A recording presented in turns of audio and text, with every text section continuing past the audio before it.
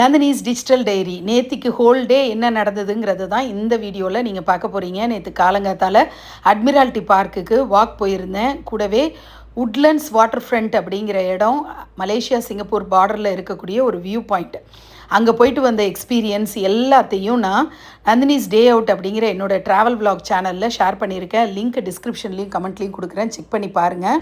சிங்கப்பூரில் அட்மிரால்ட்டி பார்க் அப்படிங்கிறது பல கிலோமீட்டர், அதை நடந்து சூப்பராக கம்ப்ளீட் பண்ணிவிட்டு வாட்டர் ஃப்ரண்ட்டுன்ற ஒரு இடம், இது வந்து சிங்கப்பூர் மலேசியா பார்டரில் இருக்கிற ஒரு அழகான வியூ பாயிண்ட்டு.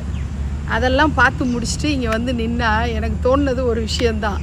நம்ம ஊர்லெலாம் பார்க்கு நல்லா நடந்துட்டு வாக் போயிட்டு வெளியில் வந்தால் கத்தாழை ஜூஸு, அருகம்புல் ஜூஸு, வாழைத்தண்டு சூப்புன்னு வரிசையாக கடை போட்டு வச்சுருப்பாங்க. இங்கே அந்த மாதிரி ஒன்றும் இல்லையேன்னு தான் தோணுச்சு. Just wanted to share with you. சிங்கப்பூரில் மெஜாரிட்டி ஹைரைஸ் பில்டிங் அப்படிங்கிறதுனால ஒரு அப்பார்ட்மெண்ட்லேயே பல நூறு வீடுகள் இருக்கும். அதனால் அந்த வீட்டு குழந்தைகள் பெரியவங்க பயன்படுத்தக்கூடிய சைக்கிள்ஸ் எல்லாம் பார்க் பண்ணுறதுக்குன்னு கிரவுண்ட் ஃப்ளோரில் ஒரு டெக் மாதிரி இருக்கும், அங்கே தான் பார்க் பண்ணிப்பாங்க. சிங்கப்பூரில் வீட்டில் மக்கள் தேவையில்லாத பொருட்கள்னு ஃபர்னிச்சர் இருந்ததுன்னா அதெல்லாம் கொண்டு வந்து அப்பார்ட்மெண்ட்டு கிரவுண்ட் ஃப்ளோரில் வச்சுருவாங்க. யார் வேணால் அதை எடுத்துக்கலாம். ஆனால் இங்கே சங்கிலி போட்டு கட்டி போட்டிருக்கிறதுக்கு காரணம் இதை எடுக்கக்கூடாதுன்னு. ஏன்னா இது உட்காந்து சாப்பிட்றதுக்காக போட்டு வச்சுருக்காங்க. இந்த மாதிரி ஃபுட்டெல்லாம் டொனேஷனுக்காக கொண்டு வந்து யார் யாருக்கு என்ன முடியுதோ அதை கொண்டு வந்து வச்சுருவாங்க. வயசானவங்க தேவைப்படுறவங்க இங்கேருந்து வந்து எடுத்துக்குவாங்க. சிங்கப்பூர் ஐஸ்கிரீம் மியூசியமுக்கு போயிருந்தேன். போன தடவை வரும்போதே இந்த மியூசியம் பார்க்கணுன்னு ஆசை. இந்த முறை கண்டிப்பாக மிஸ் பண்ணிடக்கூடாதுன்னு போனேன். அன்லிமிட்டெட் ஐஸ்கிரீம் இங்கே சாப்பிடலாம். ஆனால் டேஸ்ட் எப்படி இருந்ததுன்னு கேட்டால் சுமாராக தான் இருந்தது.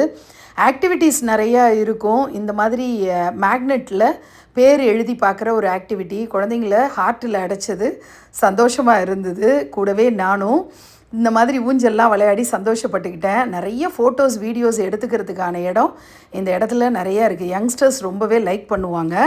சிங்கப்பூரை சுற்றி பார்க்கணுன்னு வர்றவங்க சென்தோசா ஐலண்ட் கண்டிப்பாக மிஸ் பண்ண மாட்டாங்க. அங்கே இருக்கக்கூடிய யுனிவர்சல் ஸ்டுடியோஸில் தீம் பேஸ்டாக அப்பப்போ ஈவெண்ட் நடக்கும். அந்த மாதிரி தான் ஹாலோவீன் ஹாரர் நைட்ஸ் போயிட்டுருக்கு. தேர்ஸ்டேலேருந்து சண்டே வரைக்கும் தான் அங்கே போக முடியும். பேயோட பிசாஸோட சூப்பராக என்ஜாய் பண்ணுற ஒரு ராத்திரி நேற்று ராத்திரியாக அமைஞ்சுது. விடிய விடிய எப்போ பேய் வந்து பயமுறுத்தும், பிசாசு எப்போ நம்ம பக்கத்தில் வந்து கழுத்தை நெரிக்கும் அப்படிங்கிற மாதிரி பயத்தோட திகிலூட்டக்கூடிய ஒரு இரவாக தான் இருந்தது. ஹாண்டட் ஹவுஸில் உள்ளே நுழைஞ்சு வெளியில் வர்ற வரைக்கும் திக்கு திக்குன்னு மனசு அப்படியே பதட்டமாகவே இருந்தது. ரொம்ப ஹார்ட் பலவீனமாக இருக்கிறவங்க அங்கே போனால் கொஞ்சம் பயம்தான். ஆனால் நான் மேனேஜ் பண்ணி எலும்பு கூடுகளோட ஃபோட்டோ எடுத்துக்கிற வரைக்கும் நான் அந்த அளவுக்கு ப்ரிப்பேர்டாக இருந்தேன். கொஞ்சம் தைரியசாலி பொண்ணு தான் நான். நன்றி.